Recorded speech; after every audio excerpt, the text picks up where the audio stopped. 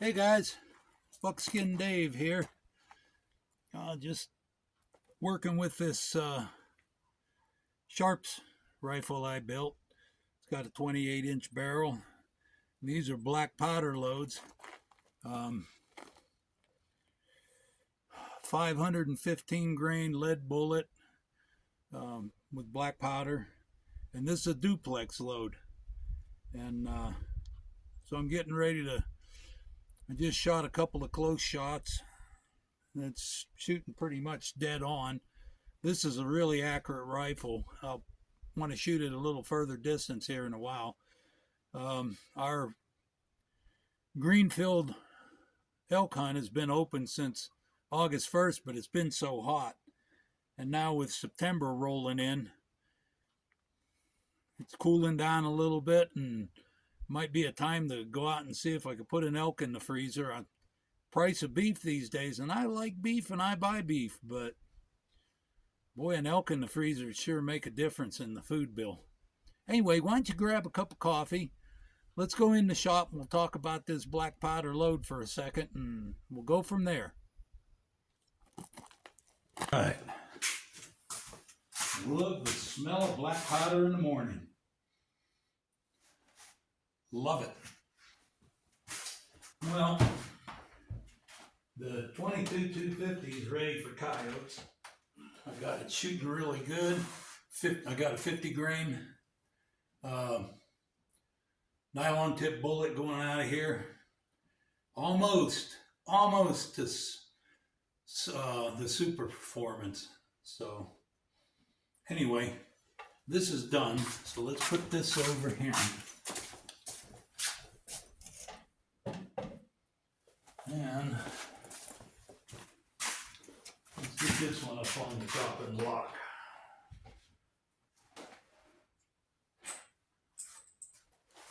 Okay.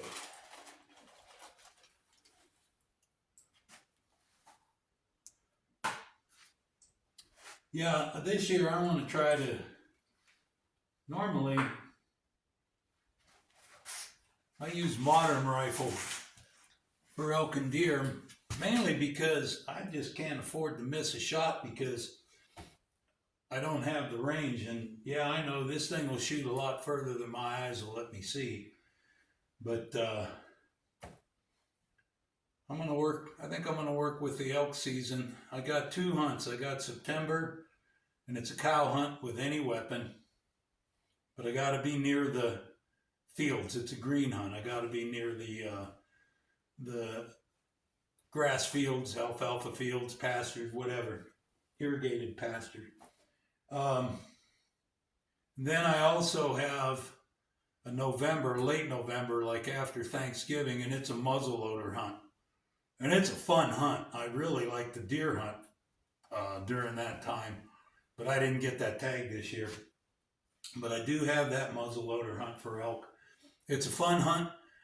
It's never have really any high hopes of any success, but usually the elk, there's a few elk around then, and if a guy can get close to them and snooker them, it's not bad.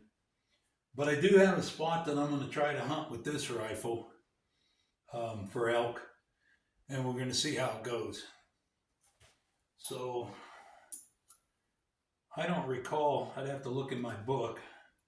These are going, I got this 515 grain bullet going just under 1,300 feet a second with black powder. And this is a duplex load. And back in the old days when smokeless powders started coming about, a lot of the tournament shooters and marksmen were working with the smokeless powder. And I got this out of a couple of the old books. Hold on, I'll get one for you. Yeah, it's right here.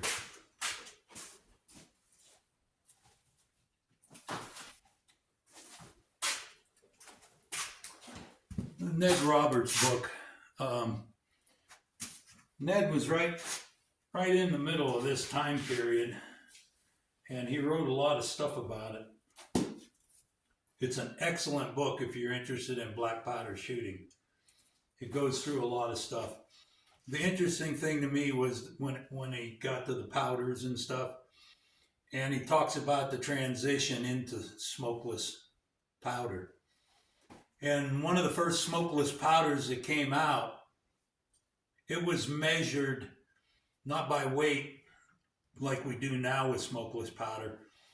It was also measured by volume, just like black powder. And a lot of guys experimented with it, and then more smokeless powders were coming out at that time as time went on. And the guys were using smokeless and black powder and seeing how many shots they could make before they had the swab. And the smokeless powder, of course, eliminated having to swab after a couple of shots, or some guys, when they were doing a tournament, probably would swab every shot. But they found also that if they mixed a little smokeless, just a tiny bit of smokeless, with their black powder, that mix was actually a little more accurate, according to this book anyway, which is all I got to go by. It's a little bit more accurate than smokeless by itself or black powder by itself. They also found that they can shoot more shots consecutively without having to swab the barrel. There's one guy in here says he could go 100 shots if he did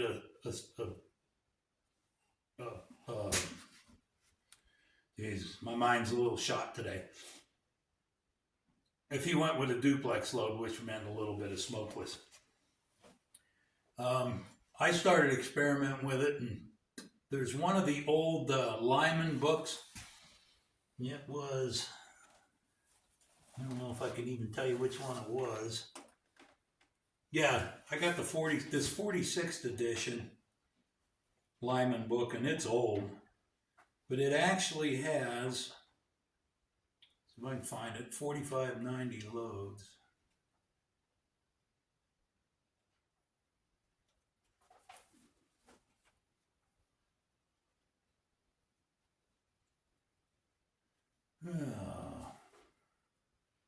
This is even the right one.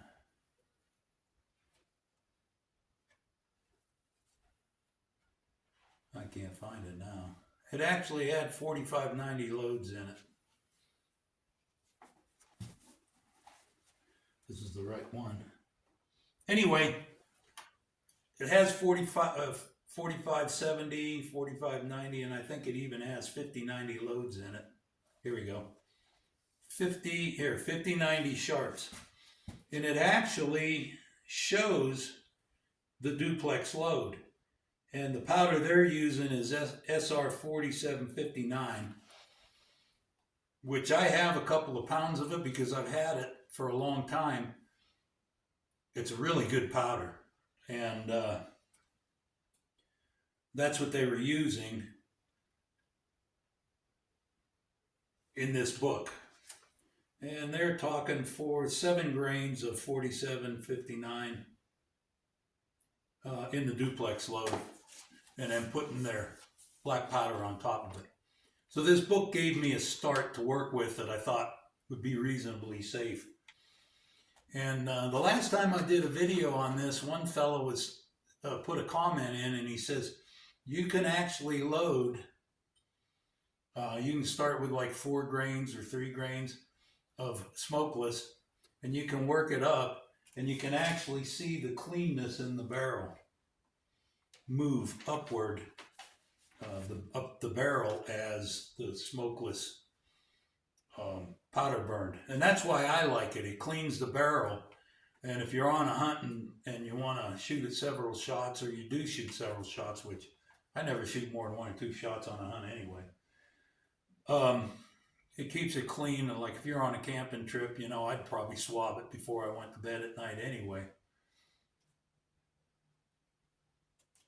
But I don't think it adds any, well, it probably adds accuracy. I can't tell because I shoot open sights and my eyes are shitty after 100 yards anyway. So I can't really tell. But I do like it, and it does shoot pretty accurate. and it's something a guy can try. I know I got a few friends, muskrat being one of them. I'm just going to shoot black powder, and that's fine. It's just I like experimenting with stuff, and this load that I've experimented is really good.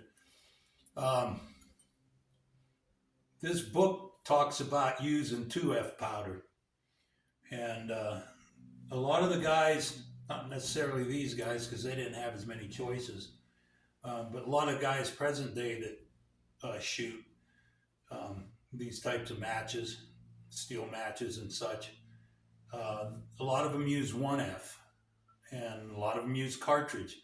Cartridge is kind of like a modified 1F. I never found any difference in it, but I like 1F, and 1F is pretty clean. And if you look down this barrel after shooting it, it doesn't look much dirtier than if I shot a full smokeless load. Plus the brass is a little cleaner when you shoot all black powder. And the dog treat must have been in my pocket. Anyway, you shoot all black powder and you got to clean it because it's got a little rim. But there ain't none of that in here. That's all clean. I still clean it out a little bit, but it works pretty good. Anyway, I'm going to put a swab down this barrel, grab a cup of coffee, and I'll take you around and see what some of the things I've been doing here. Working on this thing for the last, well, really only about a day. I was waiting for parts. We changed the oil in it, and when we started it up to get the oil flowing to top it off, I noticed a leak in this little pressure regulator that's on the injector arm.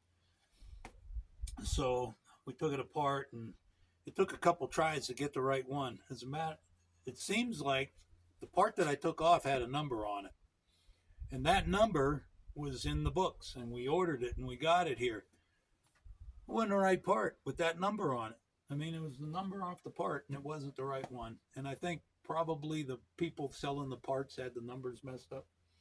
Anyway, I finally got the right one, put it on, I got it running, the injectors and everything are working, and it's running real good. I think when I took this manifold off, I think I got to tighten up these cables a little bit. It seemed like once the automatic choke kicked off, it died. But I got it running. That's one of the things I've been working on. So right now, that.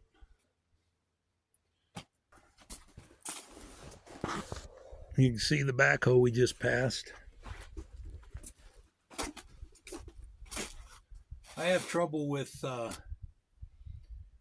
bentonite, and so the ground does not let water go through. It sits. And of course it makes it muddy and keeps it muddy. And it's been playing hell with my foundation, so I put that foundation facing us has a French drain all the way to the base of it, and so does part of this side. And then I got it running all the way down here, so when the water runs, and it goes right down the back of the shop and out the back of the back end of the shooting range. So for this year, and then I put one also in the front butt. You can see the side-by-side over there. Right about where it is, there's another drain that comes off, and it runs all the way out and drains off down this way. So this year, when I plow my snow, I can pile it on these drains, and as it melts, it'll go instead of just sit there. Anyway, that's been keeping me busy most of the summer. I have plans for more drains, but that's next year. Anyway, let's get back to shooting. Well, we got bamboozled. One of the problems with having a range that backs up to BLM during hunting season, there's people running around out there.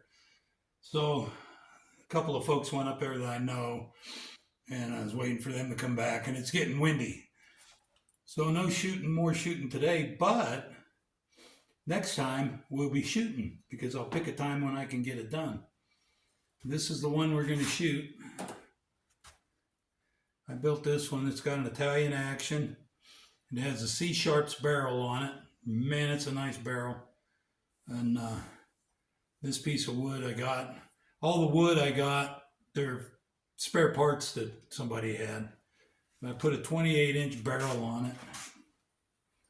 And I think the only thing that I want to do is I want to make a little leather shell holder here so I can keep 2 or 3 rounds. Some people put them on the stock, but I might put it right here. I can keep 2 or 3 extra rounds there. Anyway, well, sorry we got cut short. I'm going to be doing more work with this, so stick with the channel. Maybe we'll do some shooting next time. For now, have a great day. I'll see you next time. Thanks for the cup. Bye-bye.